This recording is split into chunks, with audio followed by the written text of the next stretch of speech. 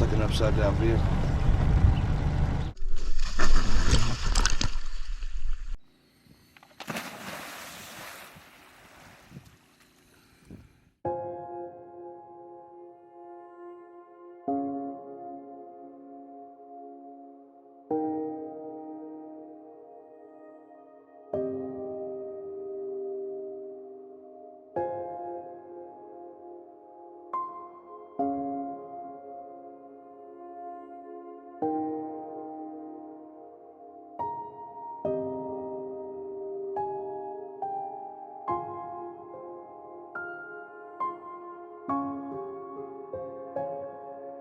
After a good night's rest, we met for breakfast on Sunday and decided we would make our way to the Albia Reservoir.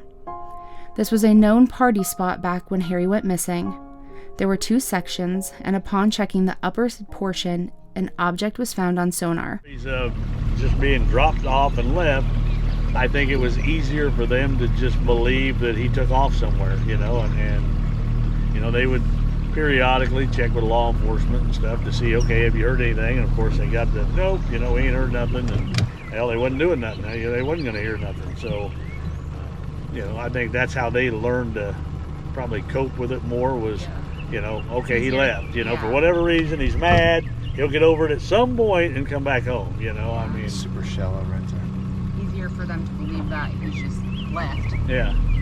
You know, and that's, you know, I never believed that from the very beginning, just because of the fact, I mean, you know, I was young and dumb then too. Hell, I was only 18 when this happened, you know, so it was like, hell, I didn't know life, and we'd all got mad at some point. I'm getting the hell out of here, and, you know, get away, and then you're like, yeah, this would be stupid. I ain't got nothing, you know, what the hell am I going to do? You know, but I never really believed that, just for the fact that, like I said, Harry was very, I mean, he had his troubles with his drinking, and it caused him to have problems at college and stuff with that, but in high school he was very, very smart. I mean, he was one of them guys, open a book, look at it, close it, take a test, get A+, you know, and I'd be months studying the same thing, get a C, you know, but very, very smart, very, you know, very common sense smart and everything else too.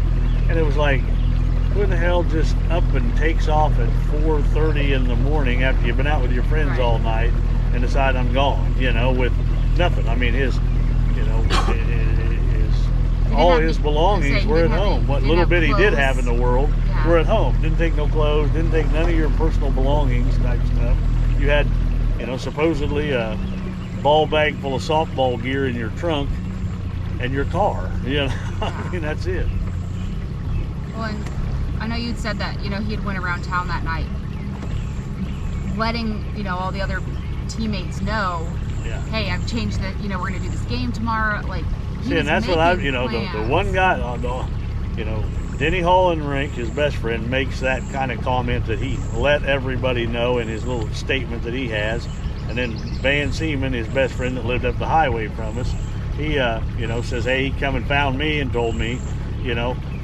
But none of those other people, I mean, I've never been able to identify all the people that were on his softball team, because they won't even come forward and say, oh yeah, I was on the team and I saw him at, this is how I learned about the tournament, you know, and the makeup game. It's like, okay, or were they, you know, it leads me more back to we were all at this party somewhere, and that's how we, you know, that's how we knew we had to be there early the next morning. Yeah. Nobody wants to put themselves at this party, you know, I mean, so. Have you always been under the impression that something was done to Harry? You know, when I first come back at 18, you know, and I was home for 55 days, something like that. Initially, I didn't think that. You know, initially, I was under the same impression. I never really believed the I took off thing, but I figured, hey, partying, you know, just like I done. Out partying, we road cruised, you know.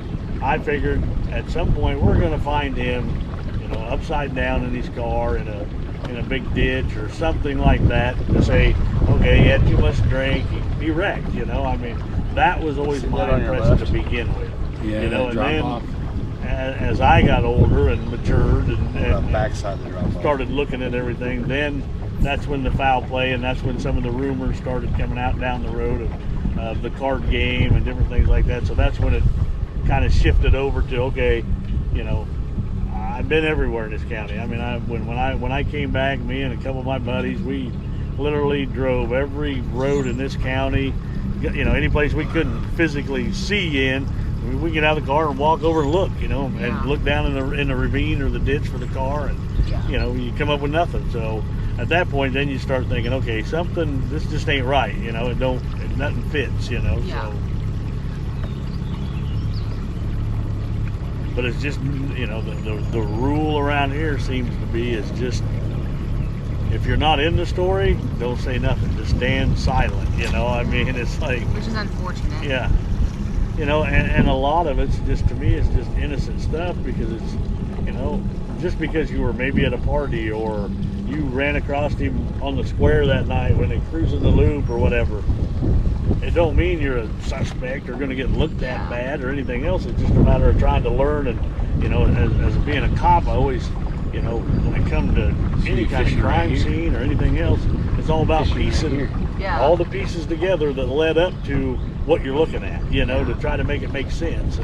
And that's what's always been the hardest part, is there's never been a total enough of information to say, I know, boom, boom, boom, boom, now I can look specifically at this, you know. I mean, just like you guys coming and doing this, that helps me, you know, because my mind has been for 30-some years in 14 different places all the time. Now I can look back and say, okay, he didn't accidentally, you know, drive off into the reservoir. He didn't accidentally drive off in that fall on the highway. I don't have to look at that scenario anymore. I can completely say, nope, didn't happen.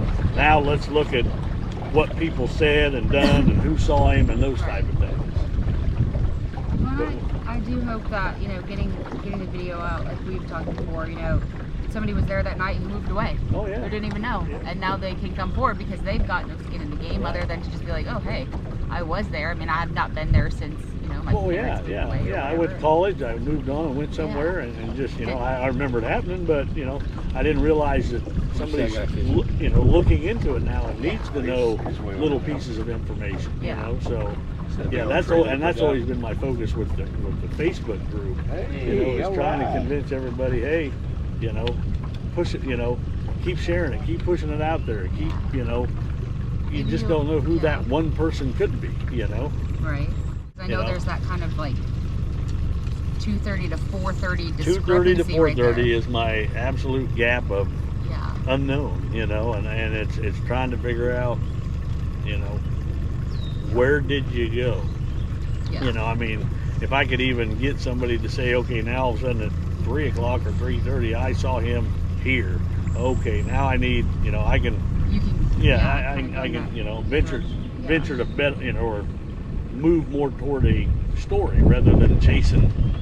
You know, I mean, you guys would be, I mean, absolutely shocked at probably some of the stuff that I have been told. I mean, you know, my dad put out a $500 reward, which was a lot of money back, you know, back then, you know. Absolutely. You know, we had everything from, you know, your mom and dad killed him to, you know, and buried him in an old house that used to be out there on the property to, I saw him in a sex video out in California, you know, and it's like, really? Wow. Yeah, I mean, I mean, it just, about every feasible thing you can think of, at some point somebody's brought it up, you know. And Harry was close with your parents too, right? What's that? Harry was close with your parents? Oh yeah, especially my dad. I mean, he was close with him. Mom was more the disciplinary one. You know, she was the one that was, my dad worked on the railroad, so he may be gone for, you know, a day and a half, 2 days at a time and come home. And, you know, you always heard that when your dad gets home, you know. But I mean, for the most part, Mom was a disciplinarian, so they had their moments. I mean, typical, you know. Absolutely. High school 16, 17, 18-year-old, you know, arguments and fusses over drinking and doing dumb shit, you know. But, you know, they were pretty close. But with him and Dad, I mean, that's why I say I don't think he would ever left, because he knew what my dad went through to adopt him. You know, he was born club-footed with both feet turned in. They had him, you know, they did surgery and straightened his feet back out. You know, Dad was there for every, you know, athletic event and everything that you could think of, you know. I mean, so, I mean, they were really close, you know, and I'm like, he would have never, that's why the taking off part of the whole thing just never really. That never settled. Yeah, never really, you know, sunk into me, I guess, you know. Let's just do it. Let's just dive in. Well, that rock, that rock. One way we're like, it's a rock. The other day I was like, and then the other way I was like, Jacob, I can see the fender wheel, like, you know, the well wheels. I can see the fender. I can see everything on it, you know. And even when he got down there on it, he was like, Lindsay, that was the most car-like rock I've ever seen in my life. Really? All they had to do was put wheels on it. and it would have been, it would have built a car. All right, sir. Get out of your road. We're at about 18, 20 foot, so. Kids will be like, I think we gotta go back. Got a pool. Yes. Okay. That is definitely a pool. All right. Tape it off, let's dive it. It wasn't clear what laid beneath, and it was decided that it needed to be dove upon. Eric and Jacob dressed, while Lindsay waited on shore with Mark. The tension could be cut with a knife as we waited to see what they would come back with. Love you, bye!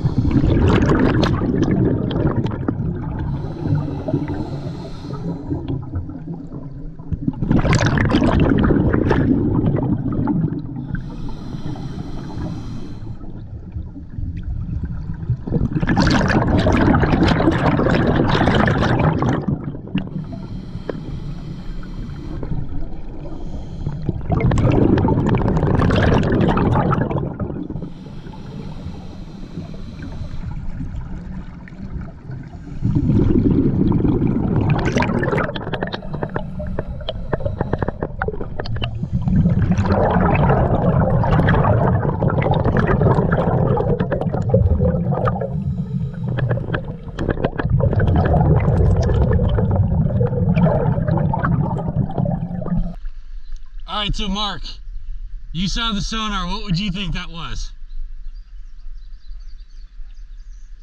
How about a full-size bed?